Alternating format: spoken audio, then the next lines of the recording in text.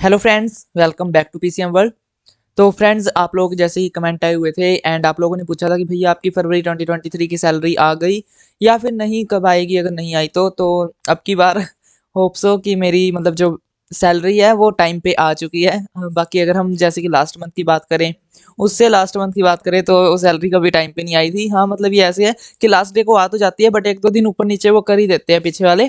But अब की बार फरवरी में मेरी जो सैलरी है बिल्कुल टाइम पे आ गई।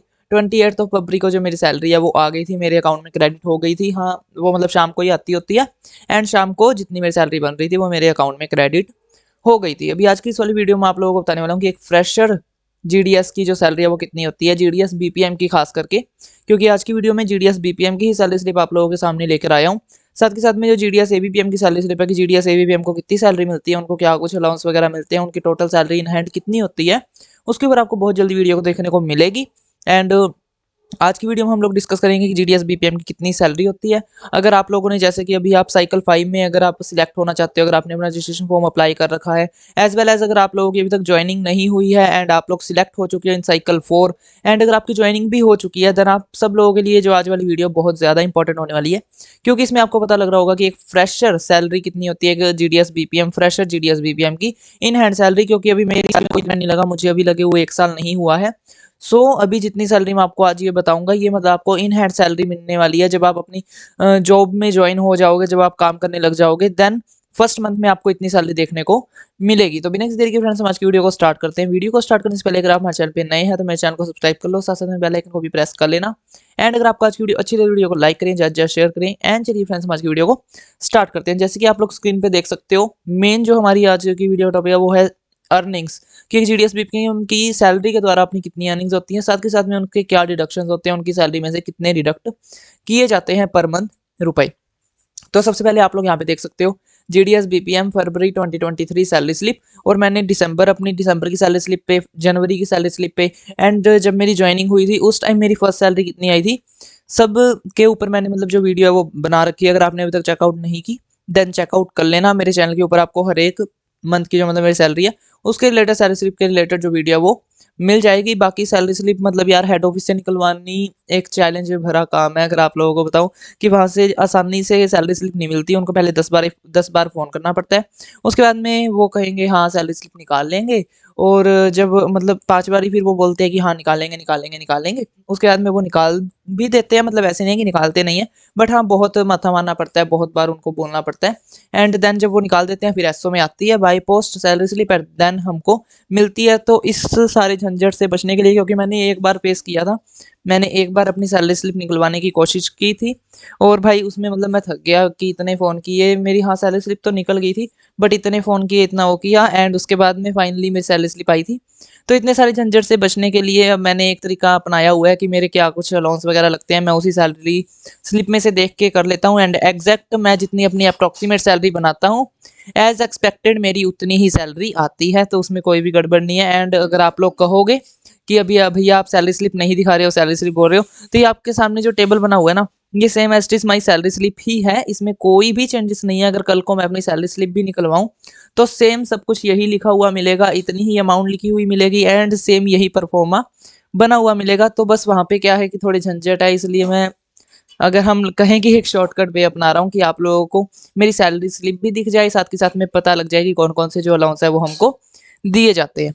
तो सबसे पहले अगर हम यहाँ पे बात करें अर्निंग्स की, तो एक जीडीएस बीपीएम की अर्निंग होती है विद हिज और हर बेसिक पे, या फिर अगर हम सैलरी में बात करें, क्योंकि अर्निंग्स आपकी और भी काफ़ी तरह की होती है। अगर आप किसी का मतलब टीडी का अकाउंट ओपन करते हो, देन उसमें आपको इंसेंटिव मिलता है, उसमें आपको कमीशन मिलता है, देन वो भी आपकी अर्निंग हो गई। अगर आप किसी की पॉलिसी करते हो, पीएलआई आरपीएलआई करते हो, देन उसमें भी जितना प्रीमियम होता है उसमें भी आपको इंसेंटिव मिलता है, कमीशन मिलता है, तो वो भी जीडीएस बीपीएम की एक अर्निंग हो गई।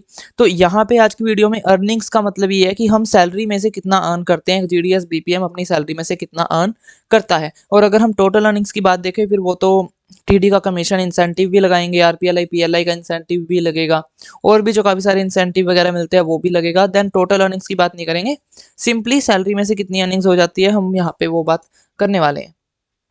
तो अगर सबसे पहले मैं यहाँ पे बेसिक पे की बात करूँ, तो एक जीडीएस बीपीएम जो कि लेवल 1 का है, उसका बेसिक पे होता है 12,000 रुपीज़। एंड आप लोगों की जब ज्वाइनिंग होगी, जब आप लोग एज ए फ्रेशर ज्वाइन करोगे, देन आप सबका अगर आप जीडीएस बीपीएम हो देन आपका बेसिक पे 12,000 रहेगा, एंड अगर आप एबीपीएम हो देन आपका जो बेसिक पे है वो 10,000 रुपीज़ रहेगा। यहाँ पे हाँ एक बात और है कि जो जीडीएस बीपीएम लेवल 2 में होते हैं उनकी 14,500 रुपये भी बेसिक पे होता है, बट उसमें जाने के लिए आपको कम से कम 1 से 1.5 साल लग जाते हैं, क्योंकि आपको अपने बीओ में बिजनेस डेवलप करना होता है, बिजनेस बढ़ाना होता है।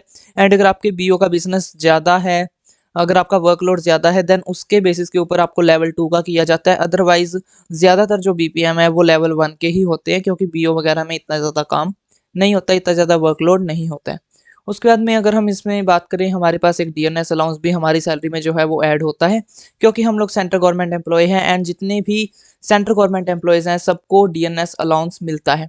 ये मतलब इसकी जो मतलब रेट है वो कांस्टेंट रहता है, बट इनका जो ये अलाउंस है कि यहाँ पे आपका कितना अमाउंट बनेगी वो वेरी करता है, क्योंकि ये आपकी बेसिक पे के ऊपर ही डिपेंड करता है। अगर हम डीएनएस अलाउंस के रेट की बात करें तो अभी आज की डेट में 38% जो डीएनएस अलाउंस का रेट है वो चल रहा है। अगर आपकी बेसिक पे 12,000 रुपये है एंड उसके ऊपर आपको 38% का डीएनएस अलाउंस देखने को मिलता है, जो कि हर एक साल 2 बार बढ़ता है। अभी एक बार तो मतलब बढ़ता है वो जनवरी में, एंड एक बार वो बढ़ता है जुलाई में। सो इसके मतलब जो ऑर्डर्स है वो 3 महीने बाद आते हैं, यानी कि अगर अभी जनवरी में डीए बढ़ेगा तो उसके जो ऑर्डर्स है वो अप्रैल में आएंगे, यानी कि 3 महीने बाद आते हैं। एंड अभी अप्रैल में जो इसके ऑर्डर्स हैं कि डीए कितना परसेंट इंक्रीज हुआ है, वो इसके जो ऑर्डर्स हैं वो अप्रैल में हम लोगों को देखने को मिलेंगे। एंड उस टाइम हमारा जो अभी डीएनएस अलाउंस है वो 38% चल रहा है। जितना भी डीएनएस अलाउंस इंक्रीज होगा वो हमको अपनी अप्रैल की सैलरी में ऐड करके दे दिया जाएगा। हमारा जितना भी मतलब अगर हम बात करें कि जितना भी हमारा अरियर्स बचा हुआ होगा, लास्ट मंथ के जितने भी बकाया होगा वो हमको फिर अप्रैल की सैलरी में दे दिया जाएगा। एंड डीएनएस अलाउंस और कुछ नहीं, जैसे जैसे देश में महंगाई बढ़ती है वैसे वैसे आप लोगों की सैलरी बढ़ती है। सो उसको ध्यान में रखते हुए आप लोगों का डीएनएस अलाउंस का मतलब है ये कि महंगाई भत्ता आप लोगों को, महंगाई के चलते एक आप लोगों को अलाउंस दिया जा रहा है कि इतनी ज़्यादा महंगाई है, देन आप लोग भी उसमें थोड़ा मतलब बोझ हल्का करो एंड आप लोगों की भी जो सैलरी है वो थोड़ी इंक्रीज की जाए। तो अभी जो रेट है वो 38% चल रहा है, एंड 12,000 में 38% 4560 यहाँ पे अगर हम बात करें डीएनएस अलाउंस हमारी अर्निंग्स में यहाँ पे ऐड हो जाता है। बाकी अप्रैल में जितना भी बढ़ेगा उस हिसाब से आपका ये जो डीएनएस अलाउंस का रेट भी इंक्रीज होगा, साथ के साथ में अमाउंट भी इंक्रीज हो जाएगी। उसके बाद में अगर हम यहाँ पे बात करें ऑफिस मेंटेनेंस अलाउंस की, तो ऑफिस मेंटेनेंस अलाउंस सभी को मिलता है, सभी जीडीएस बीपीएम को मिलता है, एबीपीएम को नहीं मिलता है। ये बेसिक पे हो गया डीएनएस अलाउंस, ये एबीपीएम को भी मिलता है, but office maintenance allowance ABPM को नहीं मिलता है, ये सिर्फ बीपीएम को ही मिलता है। एंड अगर आपका ये मतलब इसलिए मिलता है कि आप अपने बीओ की देख रेख कर सको, उसमें आपको जो रजिस्टर पेन वगैरह चाहिए, जो स्टेशनरी का सामान चाहिए वो आप ले सको। एंड ये आपको मतलब अलाउंस इसीलिए है कि आप अपना अगर ऑफिस का काम कर रहे हो देन आपको उसमें कोई तकलीफ परेशानी वगैरह ना आए। तो अगर हम बात करें कि अगर आपका बीओ रेंट फ्री लोकेशन में है, मतलब अगर किसी पंचायती जगह में है, स्टेट गवर्नमेंट की जगह में है, सेंट्रल गवर्नमेंट की जगह में है, या फिर अगर सिंपल शब्दों में कहूँ कि आपका बीओ जहाँ पे है वहाँ का अगर आपको कोई रेंट नहीं लगता है, अगर आपको वहाँ का कोई किराया नहीं देना होता है, देन आपको ऑफिस मेंटेनेंस अलाउंस मिलता है 250 रुपीज़ यहाँ पे, जो कि आप देख ही पा रहे हो मेरा बीओ जो है वो रेंट फ्री लोकेशन में है, एंड इसीलिए मुझे यहाँ पे 250 रुपीज़ पर मंथ मिलते हैं। अदरवाइज अगर आपका बीओ रेंट वाली लोकेशन पे है, जहाँ पे आपको रेंट देना पड़ रहा है किसी प्राइवेट जगह पे, एंड आप उसका रेंट देते हो, पे करते हो, देन आपको ऑफिस मेंटेनेंस अलाउंस अपना 500 रुपीज़ देखने को मिलेगा। और यहाँ पे ये 500 रुपीज़ का ये मतलब नहीं है कि अगर आपका बीओ का जितना भी रेंट होगा आपको उतना ही मिलेंगे, नहीं, आपको बस एक lump sum amount 500 rupees per month मिलेंगे। फिर चाहे आपके उस बीओ के लोकेशन का रेंट 250 रुपीज़ है तो 250 रुपीज़ आपके बच जाएंगे, और अगर आपके उस बीओ का रेंट 2000 रुपीज़ है देन अदर जोन से 1500 रुपीज़ है, जो 1500 रुपये हैं, वो आपको अपनी जेब से पे करने पड़ेंगे। ये बस एक उनका है कि अगर आपका बीओ रेंट फ्री लोकेशन पे है देन 250 रुपये, एंड अगर रेंट वाली लोकेशन पे है देन 500 रुपये। इससे ऊपर आपको सरकार पे नहीं करेगी, जितना भी आपका रेंट है वो आपको अपनी जेब से भरना होगा। तो अगर हम इन तीनों का यहाँ में सम करें तो हम इन तीनों का सम करके हमारी जो टोटल अर्निंग्स है वो हो जाती है 16,810 रुपये एक फ्रेशर जीडीएस बीपीएम की, आज के डीएनएस अलाउंस के रेट में। बाकी अगर आप लोग ये मेरी सैलरी नेक्स्ट मंथ देखोगे तो क्या पता नेक्स्ट मंथ तक डीएनएस अलाउंस इंक्रीज हो जाए, देन एज इट इज़ आप डीएनएस अलाउंस का जो रेट है यहाँ पे इंक्रीज कर सकते हो। उसके बाद में अगर हम लोग यहाँ पे डिडक्शंस की बात करें तो ईडीजीआईएस डिडक्शंस 50 रुपीज़ आपके पर मंथ हर एक महीने काटे जाएंगे, चाहे आप इच्छुक हो चाहे आप नहीं हो, ये आपके हर एक महीने आपकी सैलरी में से डिडक्ट होने ही होने हैं। अभी आप लोगों को बता दूं कि ईडीजीआईएस डिडक्शंस क्या होते हैं। तो आप लोगों को तो पता होगा कि जीडीएस को एक्स्ट्रा डिपार्टमेंटल एम्प्लॉयज़ भी बोला जाता है, और यहाँ पे ईडीजीआईएस का फुल फॉर्म है extra departmental group insurance scheme. तो यहाँ पे जीडीएस के लिए ग्रुप इंश्योरेंस स्कीम निकाली गई थी काफ़ी धरने, काफ़ी स्ट्राइक्स के बाद में, एआईजीडीएसयू के काफ़ी स्ट्राइक्स के बाद में। एंड इसका मतलब ये है कि अगर आपका कल को कोई एक्सीडेंट हो जाता है या फिर अगर आपको कोई जानी नुकसान हो जाता है किसी एक्सीडेंट में, अगर आपके हाथ पाँव काम करना छोड़ देते हैं या फिर किसी भी तरीके की आपकी हेल्थ से रिलेटेड कोई हार्मफुल आपको कुछ मतलब हार्मनेस हो जाती है, देन आपको उसमें अलग-अलग, जैसे कि अगर आपके हाथ-पाँव में कोई दिक्कत हो गई है, देन आपको उसके 10,000 रुपए दिए जाएँगे।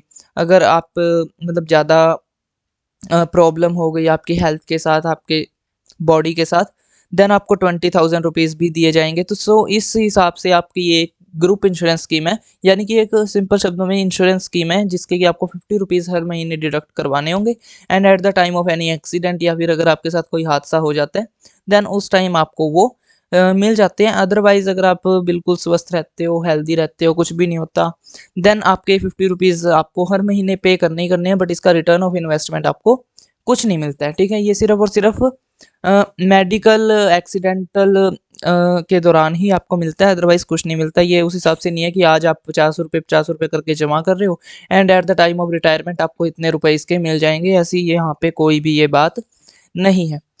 उसके बाद में अगर हम यहाँ पे बात करें पीएलआई प्रीमियम क्या है, तो at the time of my joining मेरे एसडीआई मेरे इंस्पेक्टर सर ने मेरी पीएलआई की थी 5 लाख रुपए की, जिसका की टर्म बहुत लॉन्ग है एंड उसकी प्रीमियम बनी थी 1541 रुपए, जो कि मेरे सैलरी में से हर एक महीने डिडक्ट होती है। एंड अगर आपके इंस्पेक्टर बोलते हैं at the time of your joining कि आपको पीएलआई या फिर आरपीएलआई करवानी पड़ेगी, देन इट्स मस्ट कि आपको करवानी ही पड़ेगी। और अगर वो कहते हैं कि आपकी मर्ज़ी है करवानी है करवाओ, नहीं करवानी नहीं करवाओ, देन वो आपकी चॉइस के ऊपर डिपेंड है। बाकी अगर करवा लोगे तो इसका बेनिफिट ही है, कोई नुकसान है नहीं, आपको ही पैसे भरने हैं एंड कल को रिटर्न ऑफ इन्वेस्टमेंट भी आपको ही मिलेगा, अदरवाइज़ वो आपकी चॉइस के ऊपर निर्भर करता है। तो ये पीएलआई प्रीमियम जो है ये ऑप्शनल है, ये ऐसे नहीं है कि आपकी हर मंथ डिडक्ट होंगी ही होगी। अगर आपने करवा रखी है देन ऑब्वियस सी बात है कि वो डिडक्ट होगी, अदरवाइज़ डिडक्ट नहीं होंगे। तो ये मेरी मेरी सैलरी स्लिप है, इसलिए मैंने यहाँ पे इंक्लूड कर दी है। बाकी अगर आप लोगों ने पीएलआई, आरपीएलआई वगैरह कुछ नहीं करवा रखी है, देन आप इसको यहाँ से काट भी